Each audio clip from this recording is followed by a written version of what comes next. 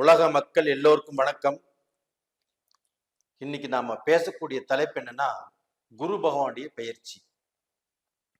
2024 மே மாசம் 1ஆம் தேதி 11:57 காலையில குரு பகவான் பெயர்ச்சி ஆகிறார். அந்த குரு பகவானாப்பட்டது மேசத்திலிருந்து பெயர்ச்சியாகி ரிஷபத்துக்கு போறாங்க. அப்படி ரிஷபத்துக்கு போகக்கூடிய குரு பகவானுடைய பெயர்ச்சி மீன ராசிக்காரங்களுக்கு எப்படி இருக்க போகிறது? மீன ராசிக்கு ஃபர்ஸ்ட் 2ஆம் இடத்துல இருந்த குரு பகவான் இப்ப 3ஆம் இடத்துக்கு போயிருக்கிறார். அப்ப இந்த மீன ராசியாப்பட்டது இப்ப 7.5 சனியின் பிடியில் இருக்கிறாங்க. அது போக 2ஆம் இடத்துல இருந்த குரு பகவானும் தன்னால் எதையுமே செய்ய முடியாத சூழ்நிலை போச்சு.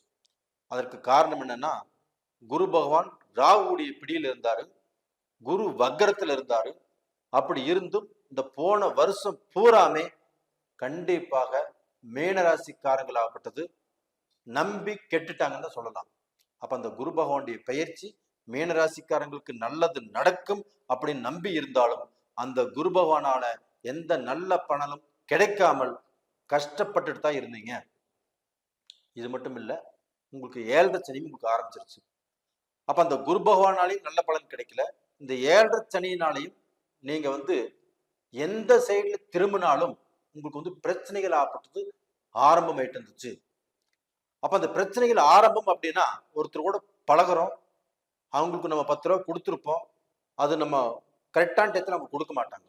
அப்ப நம்ம கொடுத்தது கேட்டால் அடுத்தது பகை அப்படிங்கிற இதுல அந்த கொடுத்த பணமும் நமக்கு திரும்பி வரல. நம்ம ஒரு பிசினஸ் ஆரம்பிச்சோம், அந்த பிசினஸ் செஞ்சுட்டு இருக்கிறோம், அந்த பிசினஸ்லயும் பார்க்க போனா திடீர் சர்க்கிள். அப்ப அந்த பிசினஸ்ங்கிறது லாஸ் ஆகக்கூடியது நமக்கு தெரியுது, கொஞ்சம் கொஞ்சமா லாஸ் ஆயிட்டு இருக்குது. இதை எப்படா கரெக்ட் பண்றது அப்படின்னு நீங்க சிந்திச்சுட்டு இருக்கிறீங்க, உங்க மூளையை போட்டு ரொம்ப கசக்கி வேலை செஞ்சுட்டு இருக்கிறீங்க, எதுவுமே முடியல. அதே சமயத்துல ஒரு இடத்துல வேலைக்கு போயிட்டு இருக்கிறீங்க, அந்த வேலையிலுமே திடீர்னு பார்க்க போனா வேலை இல்லை அப்படின்னு சொல்லிட்டாங்க. அப்ப அந்த கம்பெனி நம்ம வேற கம்பெனி தேடி போயிட்டு இருக்கிறோம், அலைஞ்சிட்டு இருக்கிறோம், கரெக்டான நேரத்துல வேலை கிடைக்கல. இப்ப நிறைய பேர் வேலை இல்லாமல் 2 மாசம் 3 மாசம் வீட்டுல தான் இருக்கிறாங்க. அப்ப டோட்டலா பாத்தீங்கன்னா வேலை தேடிட்டு இருக்கிறீங்க, வேலை ஒண்ணுமே கிடைக்கல. அப்ப இதனால பார்க்க போனா மனசுல குழப்பங்கள், கணவன் மனைவிக்குள்ள பிரச்சனைகள். இன்னைக்கு மக்களுக்கு காலேஜ் ஃபீஸ் கட்டணும், இதுக்கு அடிதொடியா இருக்குது, அதுக்கும் பணம் கிடைக்கல, என்ன பண்றதுன்னு தெரியாம ஒரு வேதனையான வாழ்க்கை வாழ்ந்துட்டு இருக்கிறீங்க. அப்ப இந்த மாதிரி சமயத்துல உங்களுக்கு இப்ப குரு பெயர்ச்சி நடந்துட்டு இருக்குது. அப்ப இந்த மாதிரி காலகட்டத்தில் இப்ப குரு 3ஆம் இடத்துக்கு பெயர்ச்சி ஆயிட்டாங்க.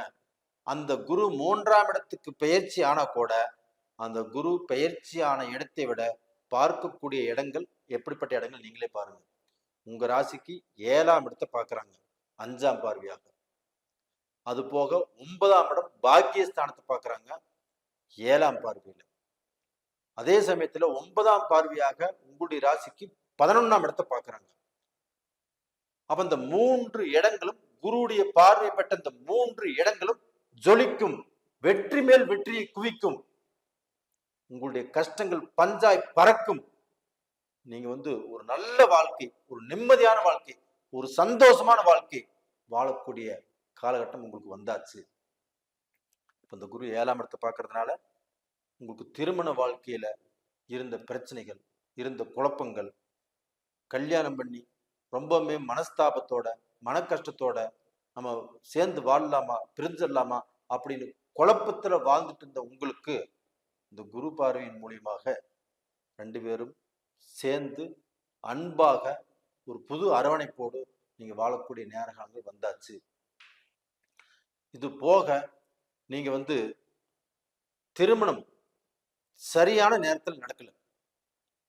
எனக்கு 30 வயசு ஆகுதுங்க திருமணம் நடக்கல, எனக்கு 35 வயசு ஆகுதுங்க திருமணம் நடக்கல, 38 வயசு ஆகுதுங்க திருமணம் நடக்கல இப்படின்னு தன்னுடைய கல்யாண வயசுல கல்யாணங்கள் ஆகாமல் அதை மீறி போயிட்டு இருக்குது. அப்படிப்பட்டவர்களுக்கு இந்த குருவுடைய பார்வை தான் எல்லாத்துக்குமே வேணும். அந்த குருவுடைய பார்வை கிடைக்காதா அப்படின்னு ஏக்கத்தில் இருந்த உங்களுக்கு அந்த குருவுடைய பார்வை கிடைச்சாச்சு. இப்ப இந்த குரு பார்வை கிடைச்சதுனால கண்டிப்பாக உங்களுக்கு இந்த திருமண தடைங்கிறது நிவர்த்தியாகும். அப்ப அந்த திருமண தடைங்கிறது நிவர்த்தியாகி அந்த திருமணங்கள் நடக்கக்கூடிய அளவுக்கு வாய்ப்புகள் உருவாகும். அதனால அந்த குழந்தைகளை பெற்ற பெற்றோர்கள் இப்ப பெருமூச்சு விட்டுட்டு சந்தோஷப்படக்கூடிய காலகட்டம். உங்களுடைய மக்களுக்கு திருமணம் ஆகக்கூடிய நேரங்கள் வந்தாச்சு. நீங்க இப்ப இருந்தே பொண்ணு பார்க்கலாம், மாப்பிள்ளை பார்க்கலாம். கண்டிப்பாக அது செட் ஆகும். நீங்க ஒன்றும் கவலைப்பட வேண்டாம், தைரியமாக இருங்க. அதே சமயத்தில் குழந்தை பாக்கியம் இல்லாம நிறைய பேர் துடிச்சிட்டு இருக்கிறாங்க, ரொம்ப வேதனைப்பட்டு வாழ்ந்துட்டு இருக்கிறாங்க. அவங்க போகாத கோயில் இல்ல, கும்பிடாத சாமி இல்ல, அழுகாத அழுகாட்சி இல்ல. அப்படிப்பட்டவர்களுக்கு அந்த புத்திர பாக்கிய அந்த தடைகள் நிவர்த்தியாகி, அந்த தோஷங்கள் நிவர்த்தியாகி, இந்த பீரியட்ல கண்டிப்பாக குழந்தை செல்வம் பிறப்பதற்குண்டான வாய்ப்பு உங்களுக்கு இருக்கிறது. ஏன் சொல்றேன்னா, உங்களுக்கு அந்த குரு பகவான் ஆப்பட்டது 9ஆம் இடத்தை பார்க்கிறாரு. உங்களுடைய ராசிக்கு 9ஆம் இடத்தை. 9ஆம் இடம் என்பது ஒரு பாக்கியம். அந்த பாக்கியத்தினாலதான் இப்ப குழந்தை உங்களுக்கு பிறக்க போகிறது, குழந்தை கரு உருவாக போகிறது. கண்டிப்பாக அந்த குழந்தை பாக்கியம் இல்லை அப்படிங்கிற சூழ்நிலை மாறப்போகிறது.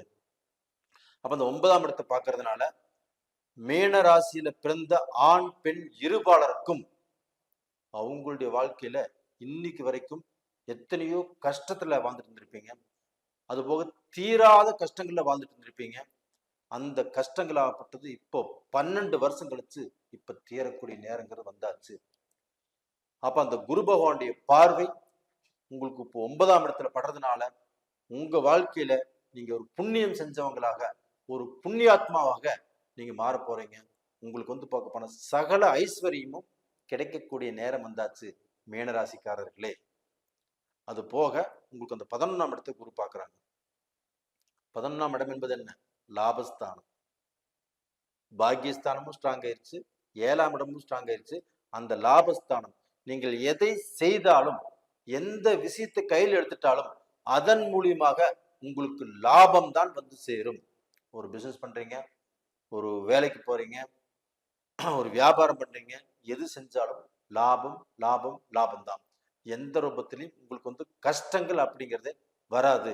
அப்போ இந்த இந்த பதிவு நீங்க கேட்குறீங்கன்னா கண்டிப்பா உங்களுக்கு கமெண்ட் பாக்ஸ்ல போடுவீங்க.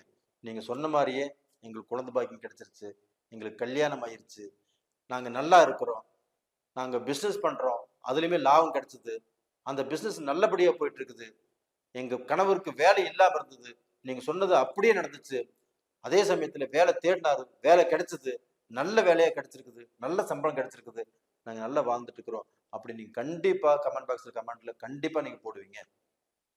இப்ப மீனராசியில பிறந்தவங்களாப்பட்டது இந்த காலகட்டத்துல எந்த தெய்வத்தை நீங்கள் வணங்க வேண்டும் அப்படின்னா, ஃபர்ஸ்ட் நீங்க வணங்க வேண்டியது சனிமாத்மா. அந்த சனிமாத்மாவை ஃபர்ஸ்ட் வணங்கிட்டு வாங்க. சனிக்கிழமை நாள்ல எள்ளு தீபம் போடுங்க. அது போக இந்த குரு பகவான் குரு பயிற்சி நடந்திருக்குது. இந்த குரு பகவானுடைய அனுகிரகம் நல்லா இருக்கிறதுனால கண்டிப்பாக அந்த குரு பகவானை வணங்குவாங்க. இது எல்லாத்தை விட உங்களுக்கு அந்த 9ஆம் இடத்து அதிபதியும், உங்களுக்கு 2ஆம் இடத்து அதிபதியும், தனாதிபதியும், பாக்கியாதிபதியுமான செவ்வாய் பகவான். அப்ப அந்த முருகர், திருச்செந்தூர் முருகனை நீங்கள் அனுதினமும் கும்பிட்டு வர்றது ரொம்பவுமே சிறப்பு. இதனால நீங்க நல்லா இருப்பீங்க, நல்லபடியா நீங்க வளருவீங்க, வாழ்வீங்க. நேயர்களே, இந்த பதிவு பிடிச்சிருக்குன்னு நினைக்கிறேன். பிடிச்சிருந்தா லைக் பண்ணுங்க, சப்ஸ்கிரைப் பண்ணுங்க, ஆல் அப்படிங்கிற பெல் பட்டனை பிரஸ் பண்ணிக்கோங்க. அதே சமயத்துல உங்களுக்கு நடக்கக்கூடிய தசாபுத்திகள் சிறப்பாக இருக்கிறதா அப்படின்னா இன்னுமே நீங்க மேலும் மேலும் வளருவீங்க. அப்ப அந்த தசாபுத்திகள் உங்களுக்கு சாதகமா பாதகமா அப்படின்னு நீங்க தெரிஞ்சுக்கணும்னு விரும்புனீங்கன்னா நீங்க கீழே 2 நம்பர் கொடுத்துருக்குறோம், கான்டாக்ட் பண்ணுங்க, கால் பண்ணுங்க, வாட்ஸ்அப் பண்ணுங்க. உங்களிடமிருந்து விடைபெறுவது உங்களின் ஜி கோபால். நன்றி, வணக்கம்.